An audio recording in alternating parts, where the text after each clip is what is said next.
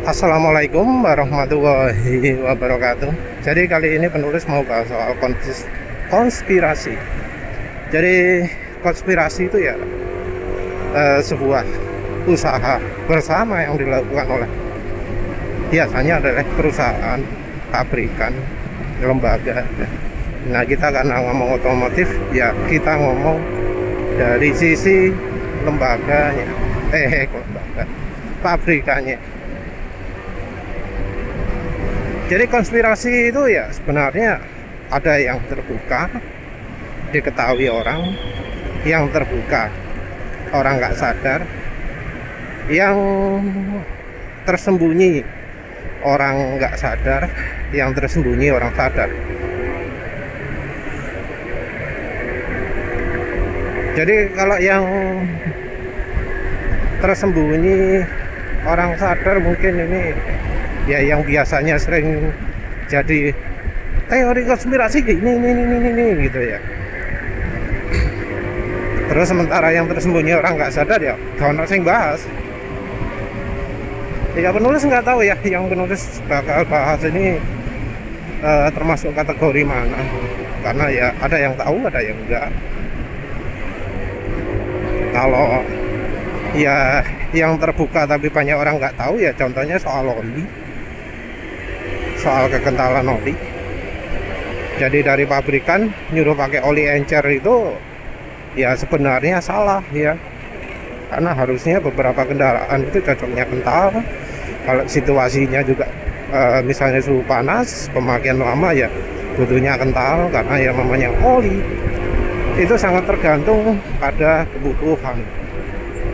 Selain pada kondisi kendaraan, juga pada cara pemakaian dan juga tempat di mana kendaraan tersebut dipakai.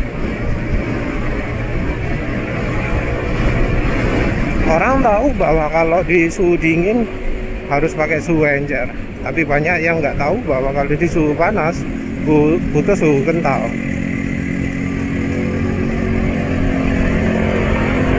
Yang tahu sedikit, dan yang tahu pasti akan ya lebih berhati-hati. Ini bisa dibilang ya baru akhir-akhir ini orang sadar, karena ya contohnya YouTuber terkenal otomotif ya baru cuma beberapa bulan kemarin ya baru sadar bikin konten bahwa ternyata selama ini kentalnya dianjurkan pabrikan itu salah. Dan ini kasusnya viral baru setelah ada GM ya mengeluarkan recall, dan di petunjuk recall tersebut dianjurkan untuk menggunakan oli yang kental.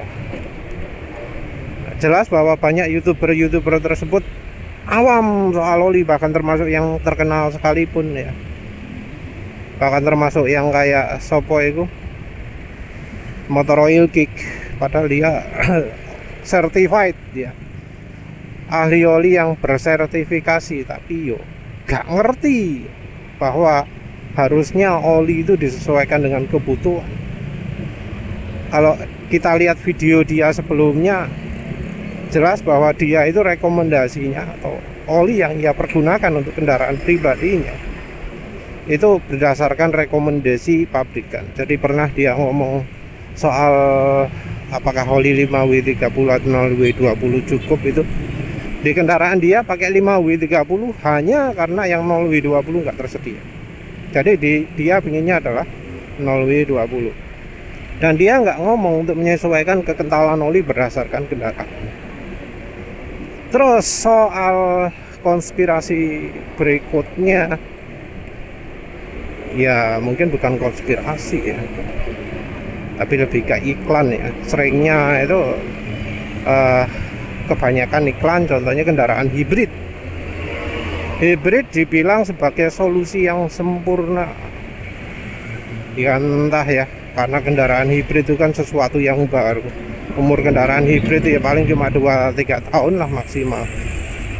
Belum banyak yang ganti-ganti baterai atau bagaimana. Tapi yang jelas kalau untuk kendaraan hibrid, baterai yang dipergunakan biasanya sudah mapan, sudah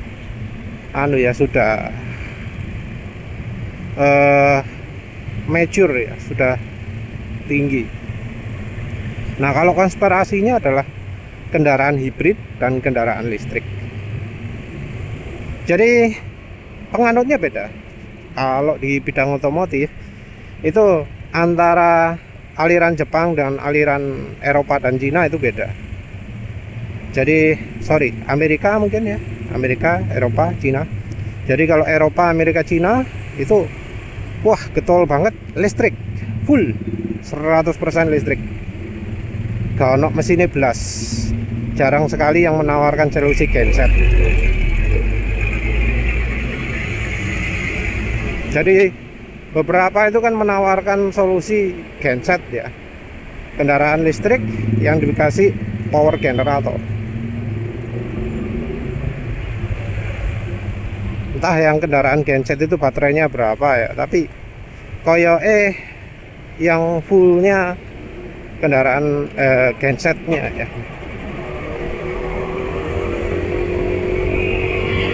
Keunggulan kendaraan genset adalah ya itu kendaraan listrik. Jadi tenang, getaran minim, terus baru kalau butuh listrik gensetnya nyala.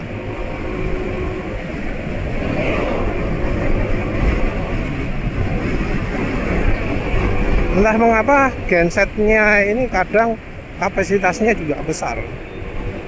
Jadi ada yang pakai V4, ada yang pakai V6 kalau nggak salah ya. Bola wis kok kayak ngono. Kenapa kok nggak gensetnya misalnya 1 silinder? Kan ngirit ya, ngirit dan sederhana. Entah kenapa kok ngejarnya sih ya harus yang cc besar gitu ya. Ngejarnya adalah quick refill. Kenapa kok nggak slow refill? Tapi ya mungkin genset ukuran kecil itu nggak ngatasi ya, karena genset kan berapa watt sih ya. Sementara untuk sepeda motor aja 2 kW. 2 kW itu yang satuan kecil, yang rotok gede 4 kW. Sepeda motor satuannya wis kilowatt. Padahal kalau untuk mantenan 2 kW itu wis anu ya, wis full ya. Untuk sound system, untuk macam-macam wis cukup lah 2 kW itu. Yang masalah sih ya karena dari perusahaannya itu terlalu ngejar power. Jadi kendaraan listrik katanya untuk lingkungan, tapi power yang nggak memperhatikan lingkungan. Powernya dibuat gede luar biasa, dibuat amit-amit gede ini. Entah kenapa kok ono alasan padahal sebenarnya untuk membuat kendaraan listrik itu yang tenaganya luar biasa. Tapi ya karena saingannya kendaraan bahan bakar minyak, akhirnya ya jadi saingan. Ngejar 0-100, ngejar top speed ya. Sementara iritnya, lingkungannya jadi urusan belakang. Untuk kendaraan listrik ini konspirasinya lebih banyak di Indonesia sih ya. Karena di Indonesia ini sebenarnya nggak siap, kalau menurut penulis nggak siap untuk kendaraan listrik. Misal satu perumahan mobilnya ganti listrik semua, tiap malam tiap rumah nyedot 20 kW. Gardune wis siap tak gak?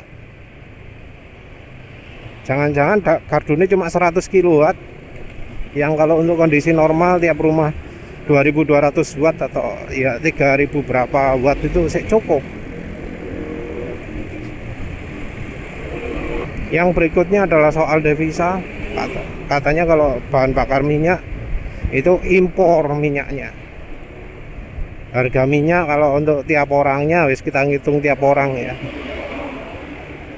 Kalau ukurannya penulis anggap tiap bulan piro ya, sehari anggap aja 10.000, 30 hari 300.000. Anggap aja sebulan 300.000 lah wis. No problem gitu. Mungkin ya cocoknya 25 hari ya 250.000 sebulan. Nah kalau kendaraan listrik kan full ya, utuhan ya, kayak motor NMAX ini rasanya anggap aja 95% buatan lokal. Sementara kalau kendaraan listrik yang buatan lokal masih mahal, jadi orang beli impor. Yang disebut buatan lokal pun tidak sepenuhnya lokal, kayak misalnya gesit gitu ya, dia ternyata pakai part-part yang impor juga, yang kalau dihitung-hitung komponen lokalnya masih kurang dari 40% kalau nggak salah ya. Terus pokoknya sebagian besar impor. Rata-rata kendaraan listrik yang dibeli orang itu adalah impor. Yang murah 17 juta, yang mahal 30 juta, kita ambil rata-rata 25 juta. Di 25 juta kemungkinan masa hidup kendaraan tahun ya, karena kalau baterainya habis kemungkinan besar orang bakal beli kendaraan listrik lagi. Karena biasanya wis ya entah motornya yang problem, akseleratornya, power apa nih jenenge, power controllernya. Karena memang ya kendaraan listrik itu listrik, dan sekarang ini teknologinya masih baru, belum ada yang mikir awet-awetnya. Kalau motor bahan bakar bensin 10 tahun masih ada yang jalan, 20 tahun masih ada yang jalan. Tapi kalau kendaraan listrik, apa 20 tahun masih ada yang jalan? Jangankan 20 tahun, yang 5 tahun jalan saja rasanya sangat jarang. Yang disembunyikan itu adalah dari biaya impor kendaraan listrik, yang ya kalau misalnya kita anggap 25 juta dalam 4 tahun, 25 bagi 4 angel, 24 bagi 4 ketemu 6 juta dalam setahun, anggap aja segitulah. 6 bagi 12 500.000 ya. Ya padha ya. Malah lebih mahal ya hitungannya ya. Atau kalau misalnya ngirit, orangnya milih beli baterai ya, baterainya impor sih tetap ya. Anggap aja kurangi separuhnya lah, ketemunya 250.000. Ya lah, podo aja karo kendaraan bensin. Jadi kan alasannya orang beli bensin itu impor. Tapi ya kendaraan listrik itu masalah impor, kebanyakan impor, buatan lokal pun komponennya impor. Jadinya total ya nemune impor. Jepang sendiri suka dengan hibrid ya, tapi kemudian ada juga yang pakai hidrogen. Nah, hidrogen ini sepertinya dicoba untuk dimajukan gitu ya. Hidrogen ini sebenarnya ya potensi juga kendaraan listrik, tapi yang dihasilkan dari hidrogen, namanya hidrogen fuel cell. Walau ada juga yang kendaraan langsung gas hidrogen dijadikan bahan bakar di ICE ya, di internal combustion engine dari ya kendaraan pakai bahan bakar minyak, jadi dikonversi sedikit bisa jadi kendaraan hidrogen. Tapi ya kebanyakan hidrogen itu adalah fuel cell. Ya problem utama dari hidrogen itu adalah infrastruktur. Nah, orang gaming hidrogen tapi nggak ada infrastruktur, tempat beli bahan bakarnya kaono. Masih nanti sudah ada kendaraannya ya, mau dipakai di mana?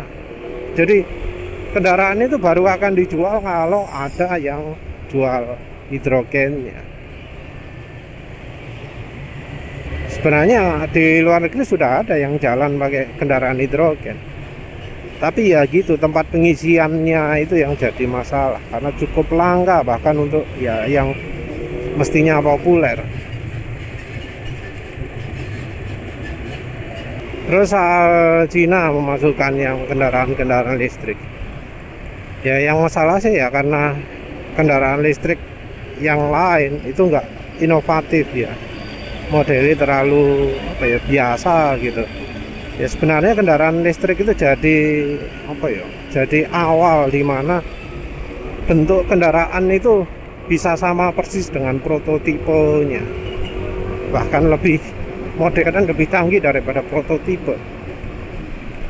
Biasanya kalau ada pabrikan, apalagi pabrikan Jepang, menunjukkan prototipe itu orang wah, wih, sip, top gitu ya. Tapi ketika diproduksi jadi welek gitu loh. Jadi jauh antara prototipe dengan ya model yang jadinya, model produksinya. Nah ini tidak terjadi pada kendaraan listrik. Kendaraan listrik tunjukkan prototipenya kayak gitu, bentuk jadinya bisa jadi lebih bagus, lebih keren daripada prototipenya.